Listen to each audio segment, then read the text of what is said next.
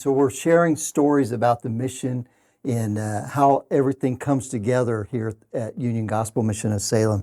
It's as I think it was Craig earlier today said, it's very complex. There's a lot of moving parts. And one of the moving parts that we have with us today are some of our board members. They have a very critical, important role here at Union Gospel Mission, providing stewardship, guidance, ideas, all kinds of things, but most importantly, prayer, leading us in the Christ first core value. So I want to welcome you back, Bryce. You're still awake. Yes, Yeah. I'm still awake. Okay.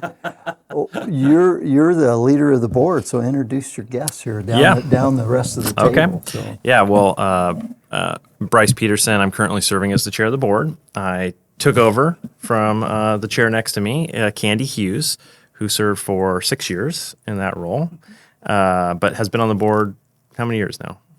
Over 20. You are you've served a long time and served well, so very glad to be with you today. And then Jodi Hack, who is currently vice chair, and 5 years on the board. I think so. Yeah, 5 years. And then everyone knows Craig, so no need to introduce that guy.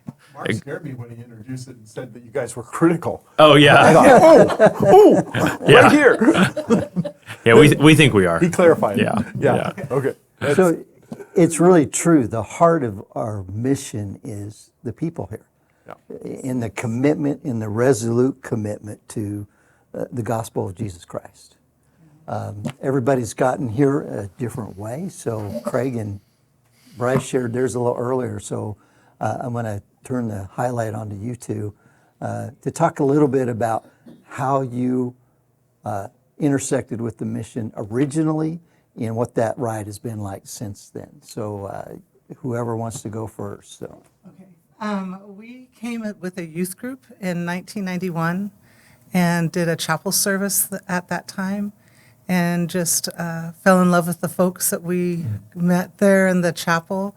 And we were said, oh, you need to stay up on the stage. Don't, and one of the guys who we were with just jumped off the stage afterwards and just started shaking everyone's hands. And we all joined him and started talking with the guests. And that just really changed our perspective in how to serve and there's not fear, but just to serve out of Christ's love.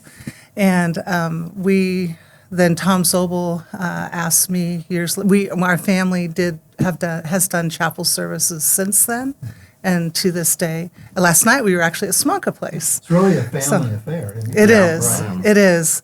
Our kids have grown up here. They love the folks that they've met and the relationships they've built. They love to serve, and it's really important that they learn how to do that at a young age, and they have great attitudes too. Yeah. But then Tom Zobel asked me, because of the relationship that I had with the guests and the staff, if I would be on the board. And so I've been on the board since then, and we volunteer at the warehouse usually every Tuesday or Thursday, depending on the week. My husband and I go down there and volunteer. So. Just at the warehouse.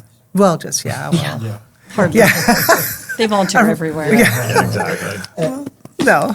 Speaking of family affair, this is kind of a family Yeah. affair for you too. So for me, I think my first memories were probably when I was about 6 or 7 years old, maybe.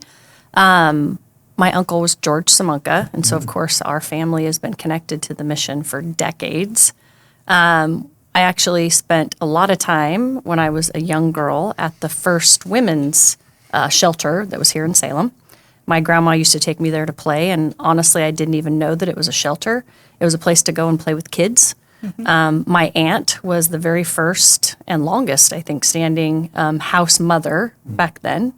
And so for me, family was everywhere in that building, and it was just a place to go and play. We actually, this just seems crazy to me now, but we had a family reunion in the backyard as a kid at the women's shelter. That's great. That's awesome. So as I remember the history, this was the first women's shelter on the West Coast. Yes, yep, of its So it kind was anywhere. very innovative. Yes, and it was some people have already heard this, and I don't want to be redundant, but it was my Aunt June who went to my Uncle George and said, George, this is wonderful. And she loved the work that he did and is such a strong believer in her faith. But she said, what about the women? Like, we haven't done anything for them. And knowing George, he probably pushed back a little bit at first, I'm sure. And then he got to work. And came the shelter, the first one. Yeah. That's awesome. That is now Samunka Place. It's probably like most husbands. He said no, but he knew what the inevitable I'm sure he fate did. was going to be. Yeah. Or knowing him, he had a joke about it. Like, what do you, who knows? He probably threw some joke out too. But so here we are. Yeah. So, and then I've had family members who have actually gone through the program, through the New Life Fellowship program. So I've got 2 cousins that did that. Right. Another that graduated and stayed and worked at Samunka. So lots of different Long tentacles. history. Long Yeah, history. yeah. Yeah. Yeah, so Bryce, tell us a little bit about your board. I say your board. Well, but yeah. Our board. Our board, yeah, know, yeah. but, It's It's his. yeah. What are some of the challenges that you guys are facing and that are critical for folks to know about? Yeah, well, it's been a big, really 24 months. As many know, Dan Clem started on his retirement path. Gosh, I mean, it was like a 16, 18 month cumulative search from the time we knew Dan was going to retire till we found his replacement. And, just really, really pleased with how the transition's gone. We're thrilled to have Craig here. What month are you on, Craig? Month 5? 15, 6, 18, 9. something Oh, like see, time goes by 8, fast. 9, yeah. Yeah, Someplace in there. so that's been a huge part of the last year for us. Is obviously anytime you transition executive directors, that's a really big deal. Right. It's been the board's top priority to really focus on how can we maintain and preserve really our Christ-centered approach in everything. Oh, Candy's phone. Well, we're about to charge into something.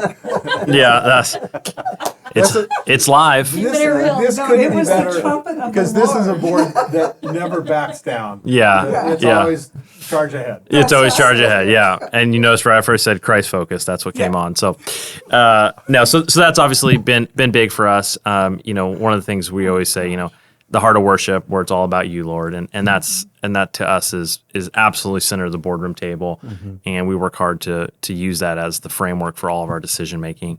Other challenges, right?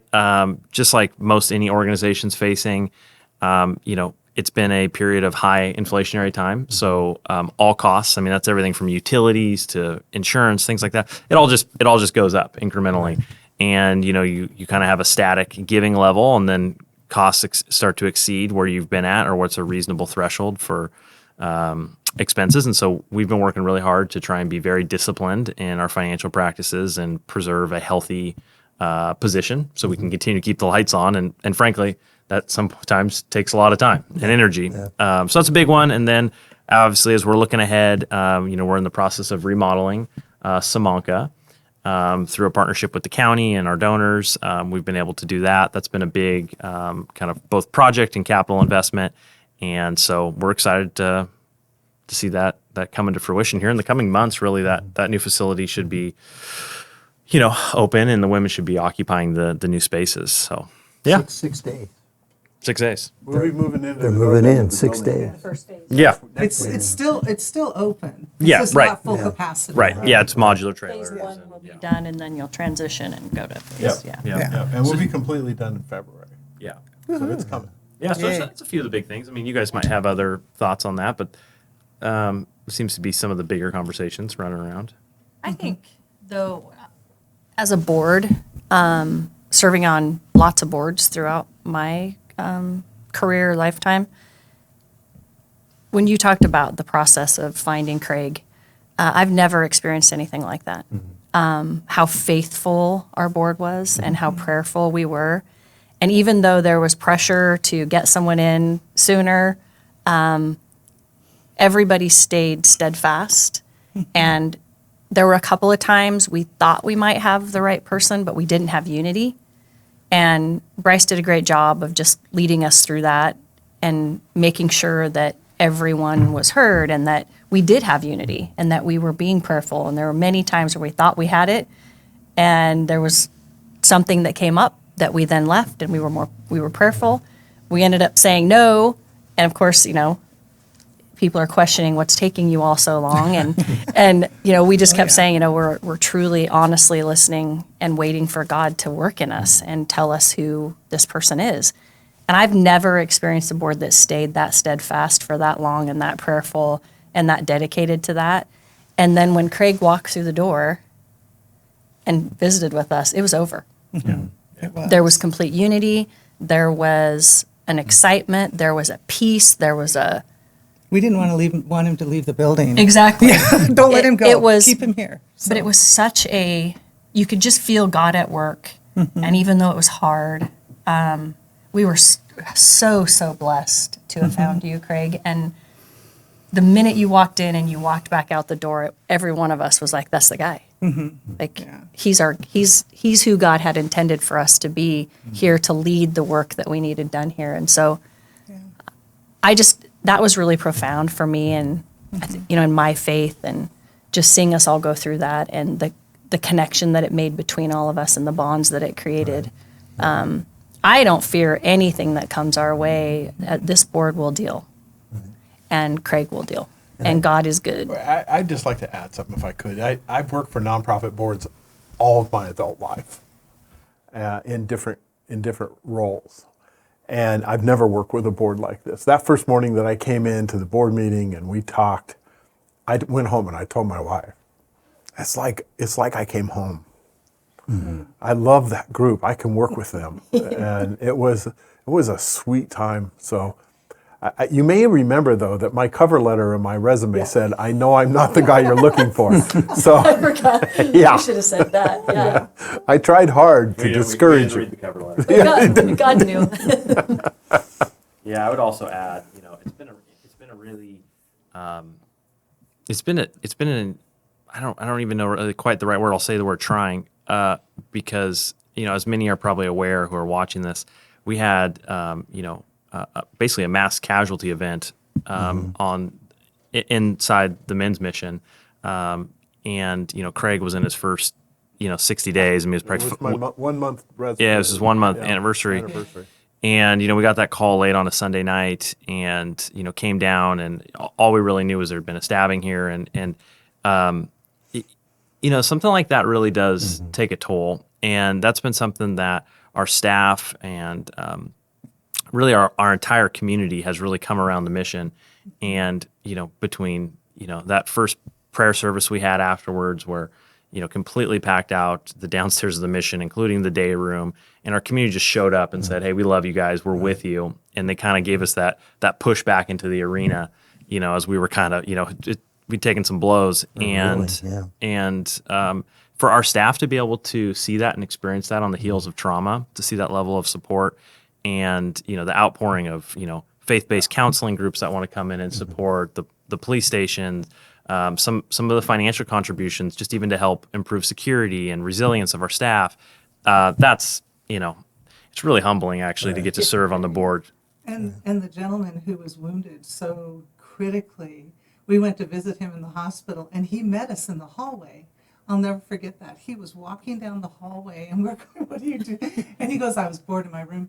And we went and talked with him, and his whole attitude was that of God's protection and how he wasn't in fear at all. He knew that God was in control and that he was healed. And he's at the front desk. The other night he was there. And just to see that, and that's what we're all about, is building those relationships so that it's not just something you talk about, it's something that's a part of your life. And this man was living out all the things that he'd learned on the program and was living that out in his life, that even in a catastrophic situation, he knew that God had him and God was in control. And that was really, that just blew us away. We walked into his room, and laying open on the little chair by the window was his Bible. He'd been spending time there, which is where, when things get crazy, that's a good place to go. So it was really cool. So, Jodi, I'm going to put you on the spot. So Okay. I'm just giving you and everybody else warning. He didn't prep me. Yeah, I didn't. So I think from a staff member's perspective, having that type of stewardship and resolute determination to make great decisions is great. But this board cares about what's happening with the people, not only the staff, but the clients. And I know, Jodi, you had a chance to go out on a rescue once. Did that have an impact on you? It is life-changing. Yeah. Probably one of the most humbling and self-reflecting things I've ever done. To sitting in my car and telling God, I'm not doing this. And, the Lord had worked in me for months ahead of that, saying, you need to do this. You need to, and I'd wake up thinking about it. I would fall asleep praying about this individual. And I just kept saying, like, no, this isn't my role. Like, you have me here for other purposes, right, Lord? And to sitting in my car literally the day of saying, I'm not doing this. And to be completely humbly transparent, I said, Lord, I don't want to go down in there. Like, it's going to be yucky, and it's not going to, I don't want to see it. I don't want to experience that. None of it. And I literally said, I'm not going. And I had a set of wipes, sitting on the front seat of my car, and I was thinking all the things through, and I'm like, this is just, I don't want to go. And so I just sat back in my car. I was right down off of State Street, leaned my head back against the seat, and I just started to pray, and I was like, Lord, forgive me, but I can't do this. And I just had the most overwhelming presence of the Lord say, yes, you can and you will, and none of that matters. And I just, all right, okay, and away we went. And I'll never forget the moment that I saw her. And I ran to her, she ran to me. We embraced, we hugged. None of it mattered. None of that stuff that I was so afraid of mattered. All it mattered was her, and the fact that I love her, and that God loves her. And within about an hour and a half's time, she was in the front seat of my car and headed to Samuka. That's great. Yeah. I think that really is common amongst all 10 board members, is that passion for people and helping in a Christ-centered way. Yeah. I think that's one story of many that we have on this board of directors. So thank you for that.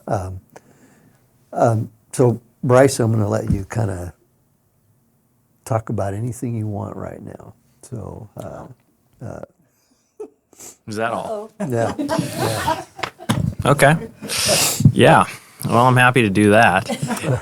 Not sure the viewers are. Not sure the viewers. Not sure the viewers are going to be. Is I have to compose myself a little bit because Jodi's story has a personal connection for me Yeah. in it. It's just such a beautiful story. So It's great. Take your time. Yeah. yeah, we could. Yeah. And on others, I'm sure. I think one of the things that has really struck me over the last several years serving on the board and in the role as a chair has been this one table event. And many folks have had a chance to see it. I view one table as this kind of perfect outward expression of what the spirit and the heart behind Union Gospel Mission is. And so there's just this very Christ-forward, community service-oriented aspect, and it's really focused on the folks who maybe aren't even entering our shelter space, who are just at the street level. And for those of you who haven't seen this event, it's just kind of it's a very open, long, continuous table in the park. We come in and we serve steak meals to all of our neighbors and friends, and there's a huge volunteer group that comes and helps serve, and there's a community courtyard. It's just a very beautiful expression of Union Gospel Mission. But what I love so much about that event is it lines up with what Jodi was saying. You get all these community members and leaders and civic leaders together, and you're out there and everyone is serving alongside each other. Everyone's praying. Everyone's, this work is only effective if we see people as people. If we go into this with like, we have something you need, and it's this transaction, we've got the food, you can come, receive from us. It's not that. It's where we meet up in this relationship, right? Where we look alongside people in relationship, in friends, and we say, hey, we love you, we care about you, and I genuinely want to understand you and get to know you. And it's at that point where life change starts to happen. Right. And I think that's what I would want to say, to people watching, is just, it's that heart and that spirit that I believe is paramount to the organization.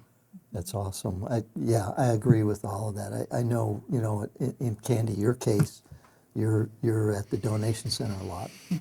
And in that donation center is a benevolence center right now.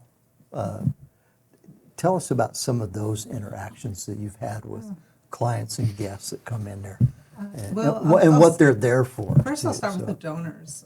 We'll have people who will drive up with their cars, and we'll take a card out to them, and I get to do that. I enjoy doing that. And there will be a man or a woman who's just lost their mate, and they're bringing all these cherished belongings from someone who they've just lost. And, we treat it very, we just are very thankful for that, but just always try to take the time to pray with that person. And they just are so appreciative of someone just taking the time and noticing their grief and just taking the time to pray. And I think it's not just me. There's other staff members who are there that work at the warehouse that do the very same thing. They're very considerate of those who donate, that, that if they have a need, they'll pray with them right then and there, which is really cool. We'll have folks that'll come in off the streets or from one of our facilities that needs clothing. And we have an area there that is for emergency clothing, and they can come in and get a coat or whatever clothing they need. I remember last week a gentleman was there, and his shoes were just soaked, and his socks, and he said, I just need some new dry shoes and socks. And we were able to find shoes and socks for him, and he was so excited because it was his favorite color, Yeah. But just things like that, where you can just help meet those needs. And sometimes it's other things they need, personal items, and then we try to reach out and help meet those needs. But those are all from donations that people give, from the toiletries to the clothing to the household items.